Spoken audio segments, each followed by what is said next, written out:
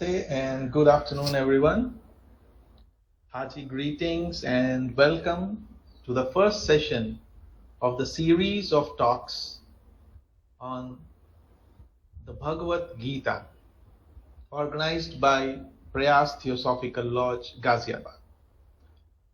What's special and unique about these sessions, or is going to be like that, is that unlike routine talks that you might have heard on Bhagavad Gita, these presentations will be made by young theosophists, just like Arjuna, who was a young prince or princess, we can say, as an individual, who was ready to face the most important battle of his or her lifetime.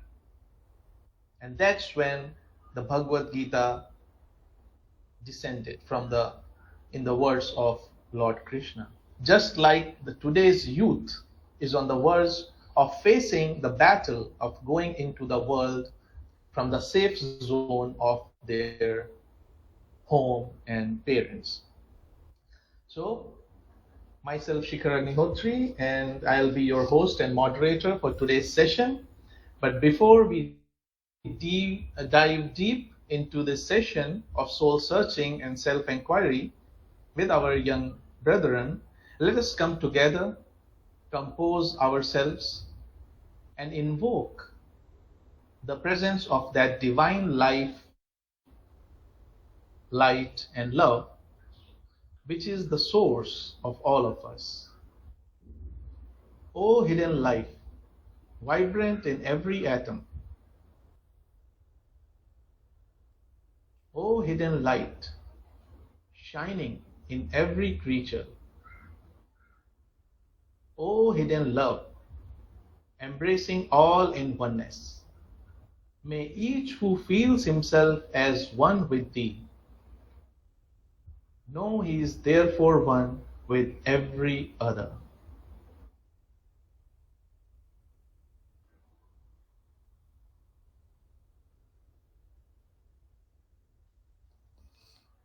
Welcome back, everyone.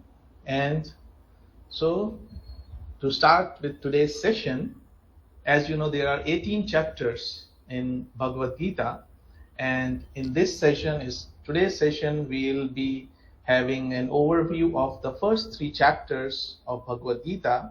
And to present the first chapter, the Arjun Vishad Yoga, we have with us Sister Urvashi Das from Ghaziabad.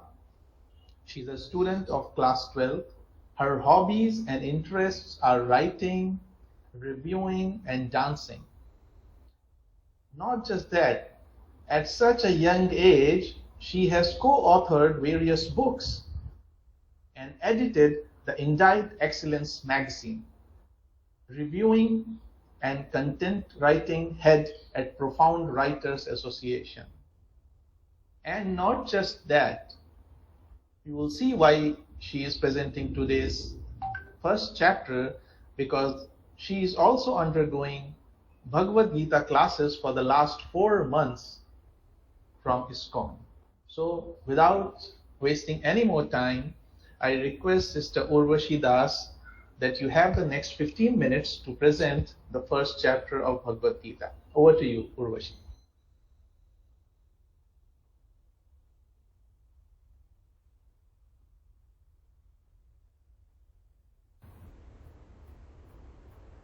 Thank you so much, Brother Shikhar, for giving me such a warm introduction. There is no real battlefield or fight to be won.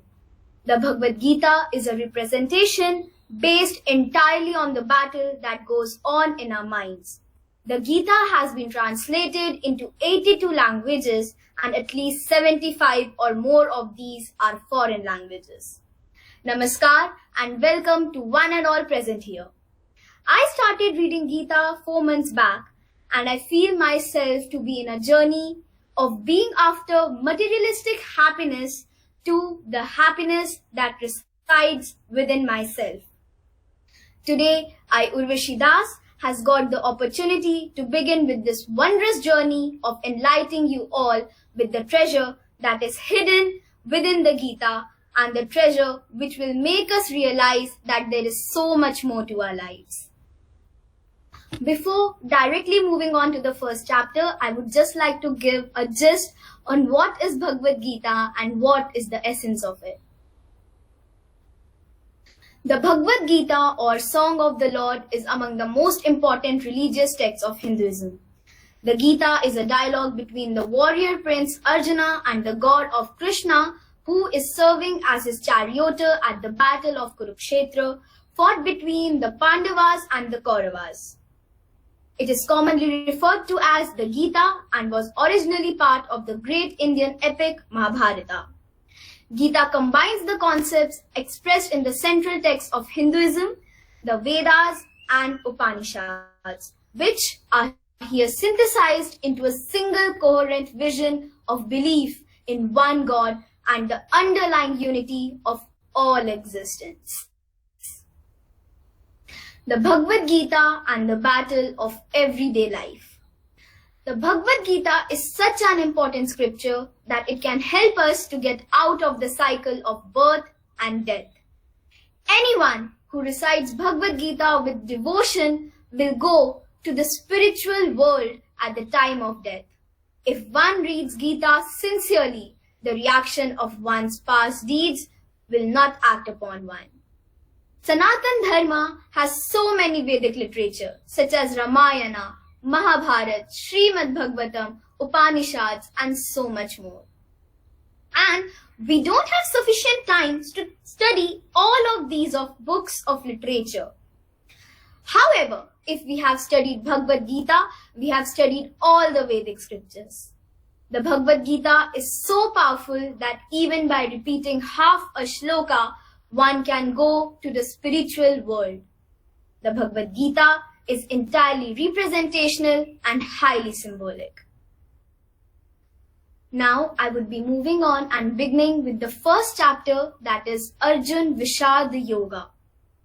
The first chapter begins with a dialogue between King Dhritarashtra and his minister Sanjay. Dhritarashtra, being blind, could not leave his palace in Hastinapur, but was eager to know the ongoings of the battlefield. Sanjay was a disciple of sage Ved Vyas, the author of the epic Mahabharata and several Hindu scriptures. Sage Ved Vyas possessed a mystic ability to see and hear events occurring in distant places. He had bestowed upon Sanjay the miraculous power of distant vision. Therefore, Sanjay could see and hear what transpired on the battleground of Kurukshetra and gave a first-hand account to King Dhritarashtra while still being in his palace. The following shlokas that I am about to recite are said by Arjuna, expressing his worries and his insecurity to Lord Krishna. Shloka 9 to Shloka 21. Vipatuscha sharire mero maharshascha jayate Gandhivam sramasate hastvakchaiva paridhayate Nacha shaknomi avasthatum brahmativa cha me mana nimitani cha pashyami viparitani keshava Nacha shreyo nupushyami hatva svava janamave. Meaning, my whole body shudders. My hair is standing on my end. My bow, the Gandhiv, is slipping from my hand and my skin is burning all over. My mind is in quandary and whirling in confusion. I am unable to hold myself steady any longer. O Krishna, killer of the Keshi demon, I only see omens of misfortune. I do not foresee how any good can come from killing my own kinsmen in this battle. Here Arjuna has addressed Sri Krishna as Keshava, killer of a demon called Keshi. Yet for Arjun, the thought of killing his own relatives troubled him to such an extent that his body started to tremble. He was unable to even hold his magnificent bow, Gandhiv, which could emit sounds that petrified even the most powerful enemies. Arjun had become so disillusioned that superstition started gripping him. He could only see bad omens indicating severe devastation. Thus, he felt it would be a sin to engage in such a battle.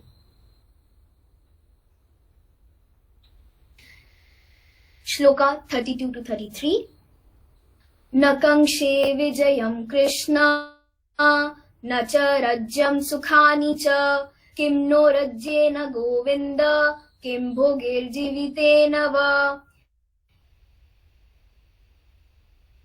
yega sukhani cha ta ime vashishte yuddhe Paramastakvadanani cha.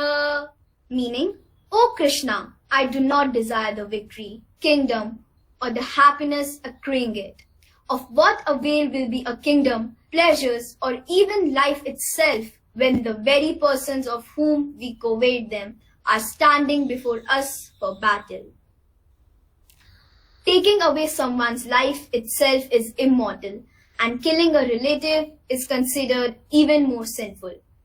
Arjuna was in a dilemma. What would he gain with victory achieved by such a heinous act? It would not give him any joy, as he would have lost all the people who mattered to him. Detachment to worldly assets is a commendable virtue.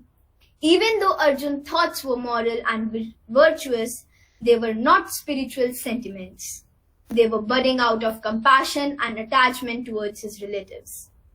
Spiritual sentiments bestow peace, harmony, and happiness to a soul.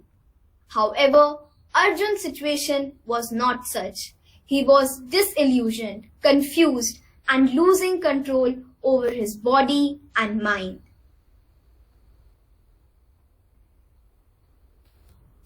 Shloka 34 to 35. Acharya pitrah putras tathaiva cha pitamaha matula shavasura potra shala sambandhinastatha etana hantum ichhami natopi madhusudana api trailokya rajasya heto kim nu mahi krite. Meaning, teachers, fathers, sons, grandfathers, maternal uncles, grandsons, fathers-in-law, grandnephews, brothers-in-law, and other kinsmen are present here, staking their lives and riches. O Madhusudan, I do not wish to slay them, even if they attack me. If we kill the sons of Dhritarashtra, what satisfaction will we derive from the dominion over the three worlds? What to speak of this earth? Arjun looked at the vast gathering of warriors on the battlefield and started considering his relationships with them.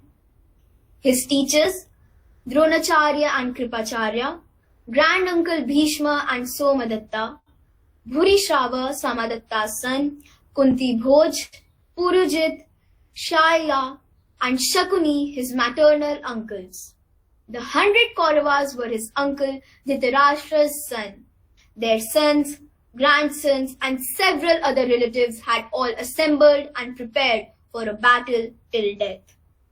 Twice in this verse, Arjun used the word api, which means even though. He addresses Sri Krishna as Madhusudan, the killer of a demon named Madhu, and says, O Madhusudan, I do not wish to kill them even though I am aware they are eager to do so. Again he says, even though for the sake of victory over the three worlds we fight, what joy would we get by killing our own foes? Shloka 49 to 50. Yadyapi etena pashyanti lobapahata chetasa pulakasya kritam dosham mitra drohe cha patakam katham najjenam asambhipad asman nivartititum kulakasya kritam dosham prapashadbhir janardana. Meaning, Their thoughts are overpowered by greed, and they see no wrong in annihilating their relatives or wreaking triarchy upon friends. Yet, O Janardhan, why should we, who can clearly see the crime in killing our kindred, not turn away from this sin? Arjun was a proclaimed warrior, but due to his righteous nature, he tried to avoid violence whenever possible. This side of his character is well revealed in an incident that took place towards the end of the Mahabharata war. Arjun was aware that killing one's own relatives was a great sin. He said to Sri Krishna, "Greed has blinded them, and they do not realize that it is a great sin to kill their own relatives and friends. But why should we do the same thing when we can avoid this transgression?" With this, I come to the end of the shloka and of the chapter Arjun Vishad Yoga. Thank you so much. Thank you so much, Urvashi, for presenting the essence of the first chapter of Bhagavad Gita, Arjun Vishad Yoga, along with your melodious chanting, which I was thinking, to continue hearing and hearing. I didn't want it to end, but of course, another good thing that you completed your presentation within the stipulated time. So congratulations, and it was really a different way of looking at it, on which we'll have a discussion in the question and answer session. And with this, we move on to our next speaker for today, Brother Amresh Mohapatra, who will be presenting the chapter 2 of Bhagavad Gita, which is also known as the Sankhya Yoga. Brother Amresh Mohapatra is from Odisha, who is studying in class 12, and his hobbies are reading, playing hockey, and again, his relation with Bhagavad Gita is that he is 3 times winner of Gita chanting event under Chinmaya Mission. So, I think we are in for another very enchanting session, just like Urvashi with Brother Amresh Mohapatra. So, without wasting any more time, over to you, Brother Amresh, for this presentation of second chapter. Over to you. Thank you, Brother Speaker. This is Amresh Mohapatra of Kendriya Vidyalaya Dhenkanal, and I am reading in class 12th. I am from Dhenkanal, Odisha. So, first I would like to give my introduction. I am a 3-time Gita champion at Chinmaya Mission Sarovar, and today I am going to explain the chapter 2 of Srimad Bhagavad Gita, and the name of the chapter is Sankhya Yoga. Let us first know what is the meaning of Sankhya Yoga. It explains creation in a manner where there exists neither production nor destruction. The implicit meaning, or the tattva, or the implicit meaning of existence. What do we exactly mean by existence? Bhagavan Krishna exactly described everything in a very simple manner in this chapter. First, we want to know why God chanted this chapter to Arjun. In the last verse of chapter 1, we saw how Arjun kept his. Lord Krishna chanted and explained some precious slokas in this chapter about attachments and existence to motivate and to energize Arjun for the virtuous war.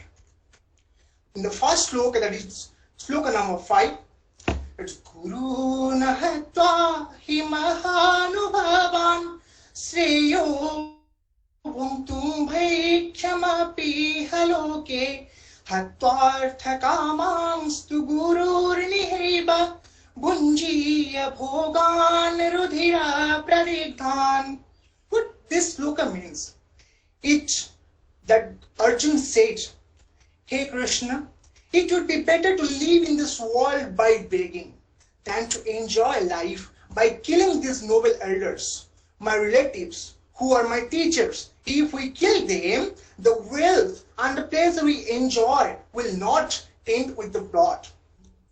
In this verse, Arjun commiserates that if he did kill these noble elders, taint with their blood, his conscience would not let him enjoy all the royal benefits of ruling the kingdom.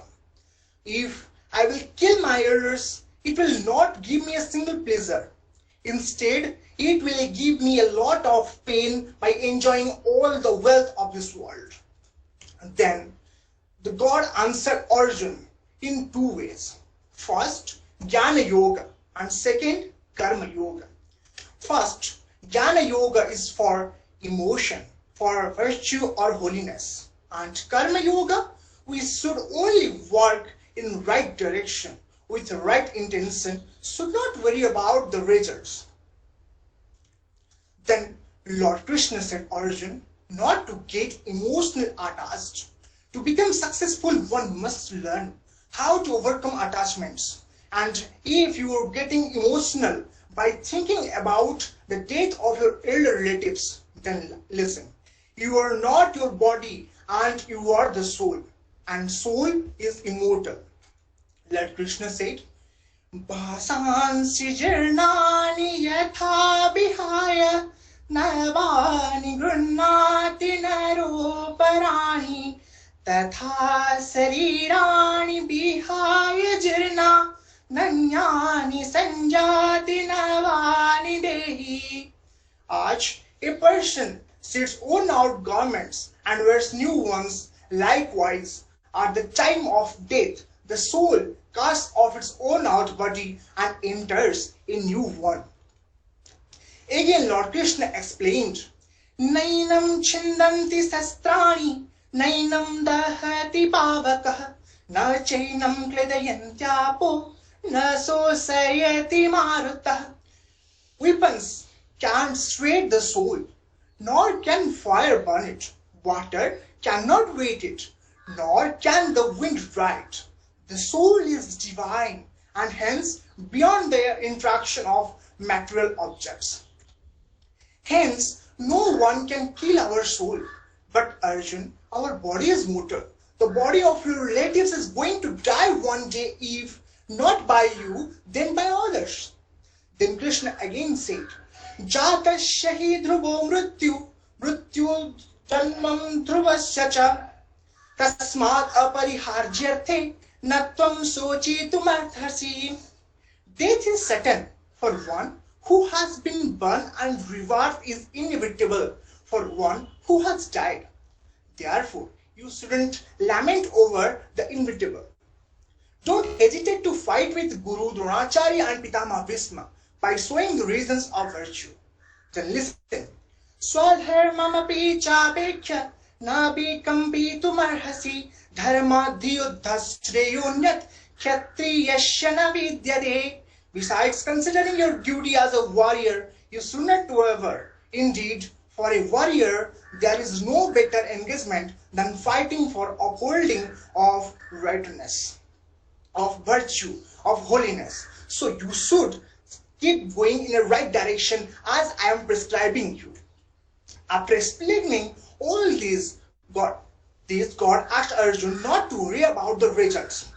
God said, Karmanyevadhikaraste ma phalesu kadachana ma karma phalahetur ma te sangasta karmani. You have right to perform your prescribed duties, but you are not entitled to the fruits of your action. Never consider yourself to be the cause of the results of your activities, nor be attached to inactions. And we have to learn 4 lessons from this particular shloka. The first lesson taught by Lord Krishna is, do your duty, but do not concern yourself with the results. The fruits of your actions are not for your enjoyment. Even while working, give up the pride of doership. Do not be attached to the inactions. These are the 4 lessons we can learn from this single shloka. And God explained about the work, about the Karma Yoga in a very established way. Again, Lord Krishna ordered Arjuna to be sthita prajna, steady wisdom, and work in the prescribed direction with right intention. Now Arjuna asked, Arjun Vacha, sthita prajnasya ka bhasa, samadhistasya keshava, sthita dhi kim prabhasheta, kimasita brajate kim. Arjun said, O Keshav, what is the disposition of who is situated in divine consciousness? How does an enlightened person talk? How does he sit? How does he walk? That means, how is Sthita Prajna or a steady wisdom person walks?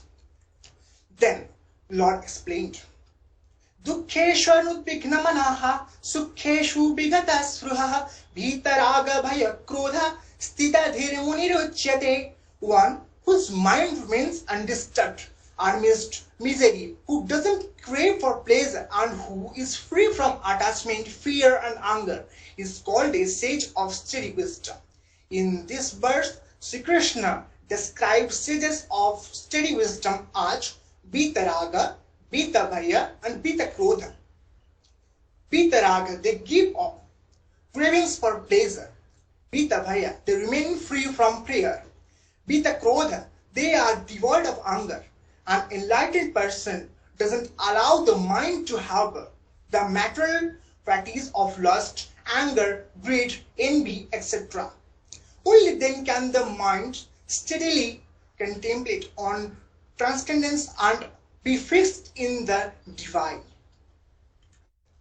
And in this sloka 62 and 63, God described that while contemplating on the objects of the senses, one develops attachment to them. Attachment leads to desire, and from desire arises anger.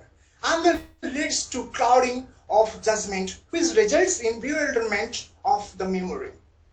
When the memory is bewildered, the intellect gets destroyed, and when the intellect destroyed, one is ruined. Our senses are responsible for our destruction. We have to control our senses as far as possible. And just as the ocean remains undisturbed by the incessant flow of waters from river merging into it, likewise, the sage who is unmoved despite the flows of desirable objects all around him attains peace, and not the person who strives to satisfy desires, the person who gives up all material desires and lives free from a sense of greed, proprietorship, and egoism, attains perfect peace. Finally, God wants to say in this chapter that we shouldn't have attachment to the results as well as to any material object. With this, I want to conclude this chapter. Thank you and have a nice day. Thank you, Brother Amresh, again for a wonderfully presented chapter 2 and sharing with us Lord Krishna's words in which he explained about the immortality of the soul, the approach of Karma Yoga, and the nature or the lakshana of a sthit pragya individual who has a steady wisdom. How does he behave in daily life? And a very important aspect that is covered by you in this chapter of attachment. So because that attachment was the root of this vishad of Arjun towards the relatives, and which gave rise to his depression and feeling incapable of fighting this righteous war. Thank you so much, and again really appreciate that you stick within the time limits, and that is really very nice to see, because sometimes while presenting the subjects we get carried over, but just like the nature follows the time, and following the time allotted is a very spiritual quality or attribute, and that is also equivalent to punctuality. Thank you once again. And now we come to our third and last speaker of today. All of us know her already, Sister Pranshi Mohanta. She is in class 10 and a member of, or I would rather say, a very active and creative member of Prayas Theosophical Lodge, just like all the other kids are.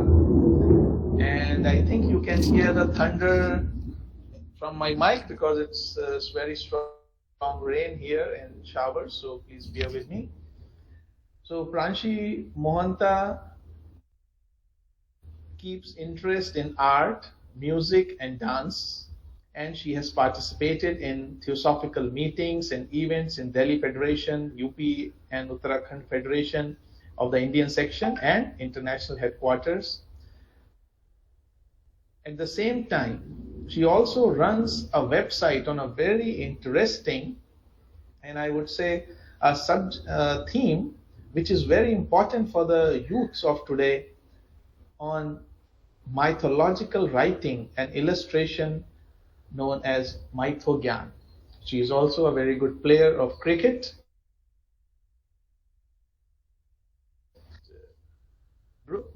So without wasting any more time, I invite Sister Pranshi to present her talk. Over to you, Pranshi. Thank you, Brother Shikhar. And thank you, my co-speakers, who so beautifully explained the first two chapters and set a tone. And wonderful chanting, I must say, by both of you, Urvashi Didi and Amresh Bhaiya. I definitely learned from both of their skills of chanting. So let me now continue the Bhagavad Gita series, and let me now start the chapter 3. In this chapter 3, which I am going to talk about briefly, Gita brings out the concept of Karma Yogi, who continues to do his work with all his dedication without expecting any rewards, yet by doing so, he gets infinite reward. This paradox can be explained by understanding what are the types of rewards. Firstly, the external or physical rewards synonymous with external success, and secondly, internal rewards synonymous with internal success, which add on to either richness in our knowledge, experience, expertise, or harmony in our life. Why do we work? As a student, I can talk about a student's life first of all. A child studies to gain knowledge, or is it just to get a certificate? There are instances where the parents or the children lay more emphasis on acquiring a degree or a certificate, as it is a prerequisite to get a specified job. A degree or a certificate is just a physical reward which is essential for external success in the world. The desire for external success may lead to appeasement of the examiner by the parents, with a view to ensure the first rank in the class, etc. These days, many parents are unduly tense for a rank, preferably first in the class for their child, and are prepared to go on to any length to achieve the same. Let us not compete with only those who are in close vicinity, that is in the class, for that brings in unhealthy competition, but with the absolute or with the self, how much percentage of the absolute knowledge in terms of quantity or quality the student has been able to achieve. Gita tells us to do our best, work hard with dedication, with a view to improve the expertise and knowledge, but not to run after physical rewards.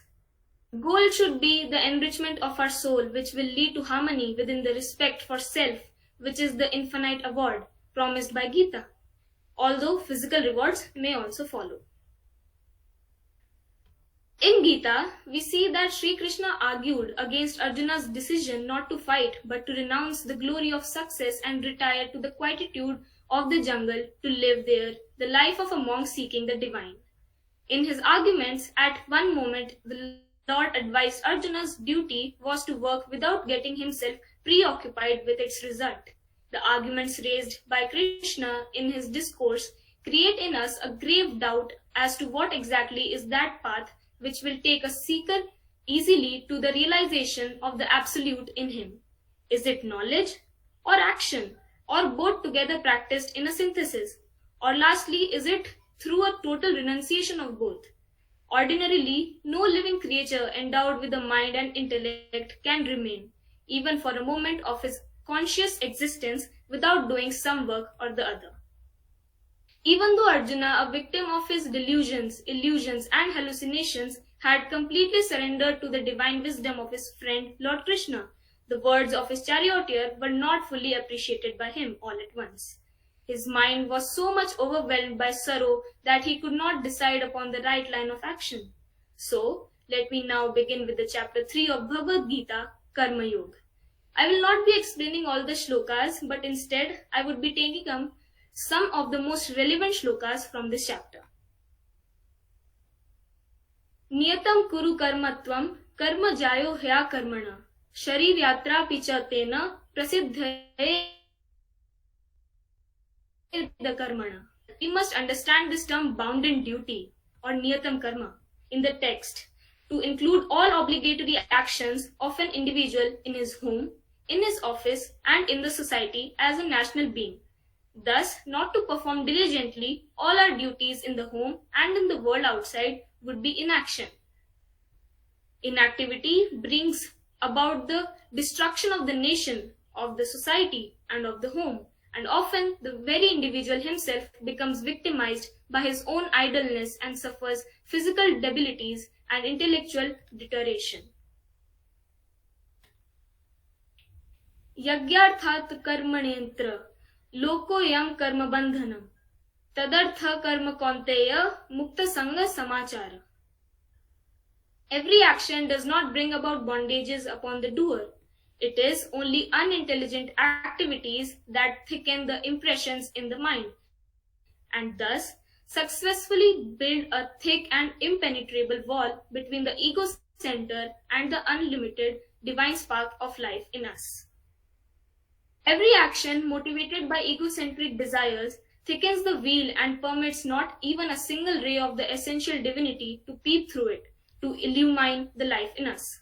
According to the traditional translation, all activities other than the yajna activities will bring about vasana bondages, and the individual's ultimate development and growth will be arrested.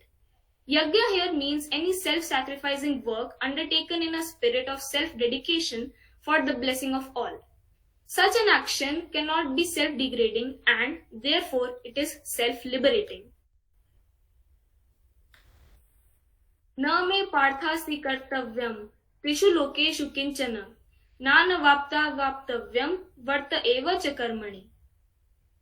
Being a perfect man, a true yogi, Krishna had no more desire for achieving or gaining anything in the world. Had he wanted a kingdom all for himself, he could have easily carved out one. But he, in the battlefront only, with a sense of duty towards the noble and the righteous cause the Pandavas stood for. The life of the Lord till the very moment of the Mahabharata war had been a perfect life of complete detachment, and yet, even though there was nothing he had not gained, nor had he anything further to gain, he was spending himself constantly in activity, as though work was to him a rapturous game of enthusiasm and joy. Continuing the same argument, the Lord says, Yadi hyayam navarteyam jatu karma yantranta mama vartamanu vartante manushya partha sarvasha. Why should the Lord work? What would be the loss to the generation if he were not to work at all? The masses always imitate their leaders and heroes in their actions, in all their behavior, in their moral values, in their actions, in all the branches of their activities. They fix their measure of perfection always by watching the standard of life of their leaders. If the Lord did not continue to work without relaxation, men also would follow in his wake and sink themselves into inactivity and so into an unproductive existence. In nature, everything acts constantly and sincerely. The entire universe survives and sustains itself by activity. Indriyasya indriyasyarthe raga dvesho vyavasthito toyan vashmagacchato yasa paripanthino. Krishna indicates here the great robber in the within of man, which loots away true joys and thrills of right living. attachments and aversions of the sense organs for the respective sense objects by themselves are incapable of bringing any wave of sorrow or agitation into the within. We get agitated and disturbed not at our sense organs but in our mind. The mind gets disturbed because when the stimuli reach the mind, it accepts in its inherent mischief certain types of stimuli as good and their opposite as bad. Thereafter, it gets attached to the stimuli it experiences as good and develops an aversion for the opposite type of stimuli. Having stated this truth, Krishna advises all the seekers, let none come under their sway. In order to detach ourselves from both our likes and dislikes, we have to get rid of our false egocentric vanities. Likes and dislikes belong to the ego. Vasanas create the mind. Where the mind is, there reveals the ego. The methods by which we can bring about the vasana purgation are explained in the following. Shreyan swadharmo viguna paradharmat swa anushchitat sarva dharme nidhana shreya paradharmo bhayavaha. This word dharma in Sanskrit is the most elusive word for translation into English. It is used generally more than one definite meaning. Terms like righteousness, good conduct, duty, noble, etc. are some of them. Swadharma is not the duty which accrues to an individual because of his caste, which is ever a sheer accident of birth. In its right import, Swadharma means the type of vasanas that one discovers in one's own mind. To act against the gain of one's own vasanas would be acting in terms of paradharma, and that this is fraught with danger is very well known. In the context of the Gita, there is a direct message for Arjuna. Arjuna is born a prince, trained in the art of war, and has exhibited in his life his insatiable thirst for heroism and adventure. Naturally, his swadharma is that of a prince, and that can find fulfillment only in dangerous actions and endless exertions. In this stanza, Krishna reminds him that to act according to his own vasanas, even imperfectly, is the right path for his development.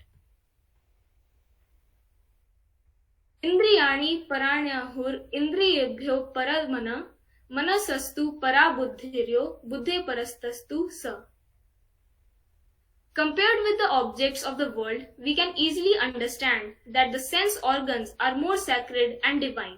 Of the instruments that constitute our physical structure, certainly the sense organs are subtler than the organs of action.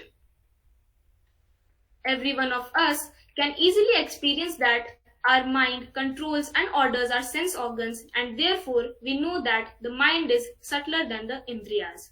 So, through this chapter, we all get to know from various points of view that performance of duties is obligatory on all. It explains how every individual should carry on the duties in all stages of life, what actions lead to bondage and what leads to liberation. The chapter of Yoga of Action tells us action is superior to inaction, and any action can be a glorious sacrifice if it is undertaken with the required purity of motive and with a deep emotion of love. Thank you. Thank you, Sister Pranshi, for yet another insightful and inspiring talk on chapter 3, along with the other speakers, and sharing with us all about the importance of righteously fulfilling our duties.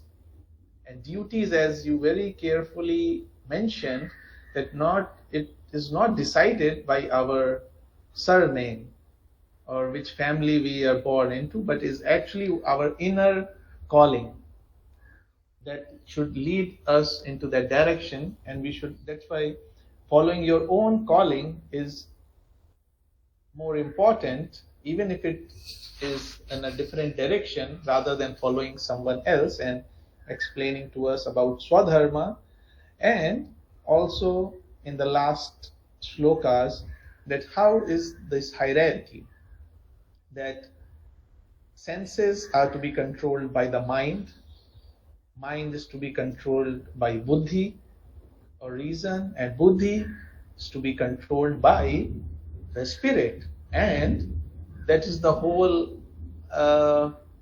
symbology of Lord Krishna riding the chariot with Arjuna in the chariot. So the horses are the senses, Arjuna is the mind, and Lord Krishna is our inner conscience or spirit. So if we let Krishna or the Christ or Krishna consciousness guide us, there will always be the victory. Victory means, of course, not in the material meaning, but victory means then we will be fulfilling our duty. So once again, thank you so much, Pranshi, for sharing with us with such clarity, all three of the speakers. And I am happy, I'm feeling very fortunate to be here to be the first moderator of the series of talk.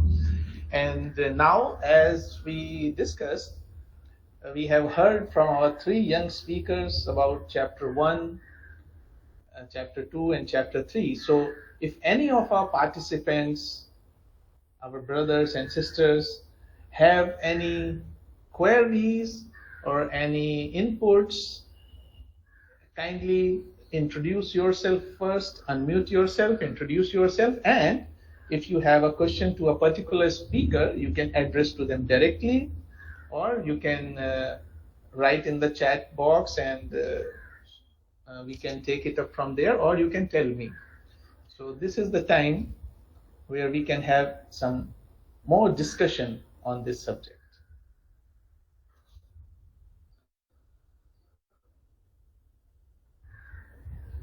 And in the meantime, you are thinking about the questions, what to ask. I have a question for all the three speakers, while our other delegates are thinking of other questions, because I would like to hear from all three of you, sister, in the same order, Sister Urvashi and Brother Amresh and Sister Pranshi, that how did you get in touch with Bhagavad Gita, and how has it changed or transformed your life, or has it affected the philosophy of Bhagavad Gita, has affected your life in what way? If you can, if you're willing to share, so please. Starting with Sister Urvashi. Yeah. So I am in class 12 and I am a humanities student. I am very much into history. I am very much into political science. I like to go into depth of each and every situation that happens in the past. But where does this past come from? Where have we all come from? We all come from our ancestors. Mahabharata, Ramayana, these are our ancestry. I actually believe these are the gems of India. And somewhere in the present time, the life has been so fast, the life has been so busy, running after knowledge, running after money, running after your expectations, that we have forgot just to stop for a moment and realize that what is this life? Why are we in this world? Why are we in this society? Why the work that I am doing right now has been assigned to me by the Lord? I was very curious about that. I have studied many books about life, but nothing gave an answer to me. Like, no book gave a peace to me. But once I came in touch with the ISKCON Gita course, and after I read Mahabharata written by Devdutt Patnaik, and Ramayana by Devdutt Patnaik, I got much more, curious that what is it? What much more there was? What was the mystery? What was the secrets that led to these such epic histories? And after getting into ISKCON, after getting into classes, I realized those small things that we usually leave out or we usually skip from our minds. And I realized that how much importance those small things have in our life, and how much the small things add value to us in our personalities, and it just changes the way we think and we look towards other people. Wow, great. No, it's so glad to hear that youngsters like you all three, and there may be many more, are really looking for these, really questioning actually that the spark of inquiry. That's really nice to know, and thank you for sharing with us your journey.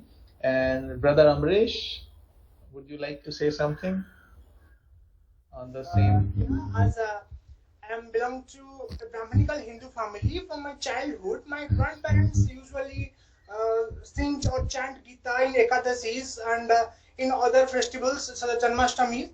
And also my mother is a Sanskrit lecturer, so she used to taught me about the meanings of these slokas, about each and every parts of Mahabharata, Ramayana, and in our house also, every evening there is a brief chant about of Gita and Ramayana, etc. And after that I took Sanskrit in class 9th and 10th also. I have a very weakness towards Sanskrit and this type of spiritual books such as Bhagavad Gita. And when I came to a spiritual path, I got a hope from Chinmaya Mission. They gave us opportunity to know more about Gita, to chant Gita, to participate in different competitions. Then I participate there. First year I didn't get any concert or any position. Then next year I got first position. Second year then also I got first position. After that there's a little curiosity about how I did this. Then I again and again chanted this in my house. My mother used to describe all the meanings. And by these activities I got attached to Bhagavad Gita, and now Bhagavad Gita is become a part of my life. Wow, what a beautiful thing to say. The Bhagavad Gita has become a part of your life, and all thanks to your parents. And this tells us that how important is the family environment and the right kind of atmosphere that we can give to the children. Thank you so much, Brother Amresh. And now, Sister Pranshi, would you like to share something on that? Yes. When I was a kid, like when I was in 3rd or 4th class, my mother used to read the Bhagavad Gita in the evenings, and me and my uncles and we all used to sit there and we used to listen to the reading that my mother did. And then in this lockdown, when the DD National TV, they started showing Mahabharata and Ramayana. So my curiosity started from there about Mahabharata, and I personally love Mahabharata. So in the lockdown, I started reading the Bhagavad Gita myself, and that's how I came to know it. And you find its philosophy practical in daily life? Or? Yes. I personally, I follow the law of karma a lot. Like a law of karma is it is the truth, yeah. Totally, I agree with you. Thank you all the speakers for sharing your thoughts on this. And now, if any of our brothers and sisters, delegates have any questions or inputs, we are ready for you. Kindly unmute yourself and speak. I just want to congratulate the young speakers. Young only in age, count, age is only number. Sometimes we can be younger than you. We don't know. But welcome and congratulations, the path you are following. God bless you. You prosper well and continue to pursue this particular path. Ultimately, that is going to help you in all walks of your life, all walks. And I really give kudos to your parents who have instilled in this to you. Be like that for your juniors also. It may be in school, in your future life, everywhere, wherever you meet. And just keep on practicing. You will not lose. I can guarantee with my personal experience and the life I have passed, nowhere. Sometimes you feel, yes, क्या हो रहा है मेरे साथ, क्यों हो रहा है? But just have faith. हमारा प्रारब्ध होगा, बहुत अच्छा होगा जितनी जल्दी कट जाएगा. Sometimes it is really, really difficult, but not to everyone. फिर भी सब लोग मन में तो सोचते हैं, दिखाते नहीं हैं, है ना? But really, very nice and very good. You people are really, really doing very well. Once again, congratulations. And especially Suvarlena to, tap the right children. Johari, Soralina is a Johari. Who नहीं finds वो that- क्या है, magnet को magnet खींचता है. Yes, yes. So very nice. You people can bring more and more people, and definitely I saw it was, such a good presence to hear all of you. That is also commendable, Totally. and congratulations. Thank you. Thank you, Thank you, Kanchanji. Shikharji, to you also, to Okay. Sabrina also. Thank you. Thank you. Thank you you. for Thank you, ma'am. joining and giving your inputs. Anybody else would like to share something on what we have discussed till now? Yes, I am Rajagopalan from Kerala, Perinyalam Theosophical Lodge. And then, first of all, I congratulate the children because it impressed me very much. And my question is to Urvashi Das, because you told about the personality, okay? How does Bhagavad Gita advise you the real personality, considering the personality that we learned in the world, in the worldly life? Thank you. In the worldly life, we are told to compete with others. We are told to exceed from others. We are told to work on the expectations that others have from us. And we developed a personality like that only. We work that, oh no, I have to get 90%. I have to get much more marks than her. We get selfish, we get greed, we get very self-centered. But once we read Bhagavad Gita, you will realize that it's not about others. It's about yourself. It's about your morals. It's about being you and making sure that others who are around you, you are with them, you are present with them, you are a part of a society. You are not an alone individual. You have to go in unity. You have to see everybody benefits. You have to work under the morals, and you have to work under the karma. And there is a very famous saying that karma boomerang. It is a very G generation saying, but it is true. Karma does boomerang. So once you will get into this Bhagavad Gita, you will realize that there is so much more to than selfishness, than greed, and that achievement that we are running all our life. And that goal that we set, that after this I have to do this, after this I have to do this, it is a never ending process. It will never end. You can never satisfy yourselves. But once you realize that you have morals, you have your ownness, you are connected to your soul, you will realize that so much more to yourself. Thank you. Oh, very wonderful. Yesterday I talked with my son, and he's 26 years old, but he is not a member of the Theosophical Society, but he reads books, several books of the Theosophical Society, and he asked me questions, and he questions many things. Anyway, you answered wonderfully, and it was right. It is right, really right. It impressed me very much. Thank you. Thank you, sir. Thank you, Brother Rajagopalaji, for joining and sharing in the question and answer session. Anybody else would like to share any question? Thank you, children. Myself Narendra Mohanty. Namaskar, Namoji. What do you have to Yes. say, sir? Thank you. The first chapter, gist is wrong thinking is the only problem in life. Wrong thinking is the only problem in life. This is the sum and substance of first chapter in one line. The second chapter in one line, right knowledge is the ultimate solution to all our problems. This is the gist of chapter 2. Chapter 3 is selflessness is the only way to the progress and prosperity. This in one line. This is for all the three children. Then very glad to see you all to hear you all. Many thanks. May Lord Jagannath bless you all for your future endurance. I remain. Thank you. Thank you.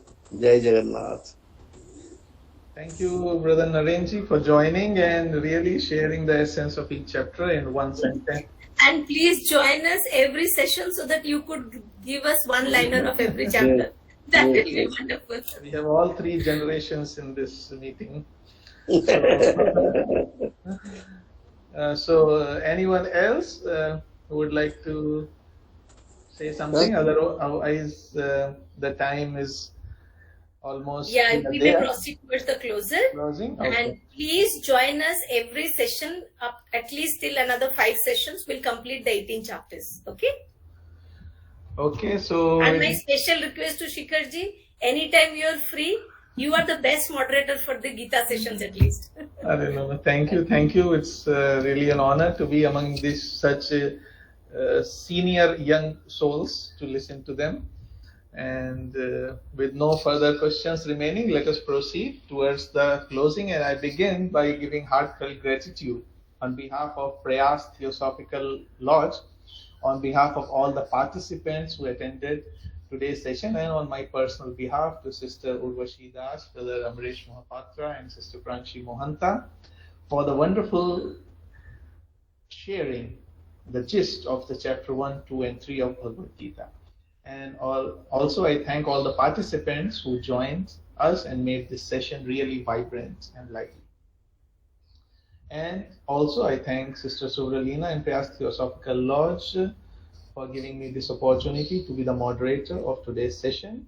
And now, in the end, as we study in Theosophy or everywhere else also, to share our blessings with everyone. So let us come together again, and this time to use all our will and thought power for the welfare of all beings by chanting the following verse.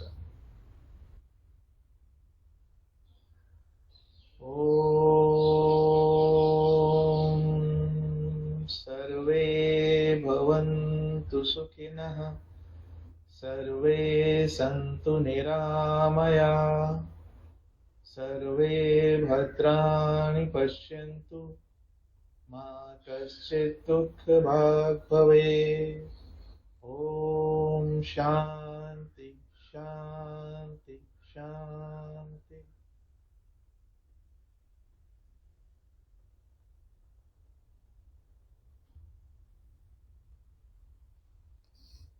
Thank you. Take care, everyone. Stay safe. Best wishes, and see you next Sunday, same time, same channel.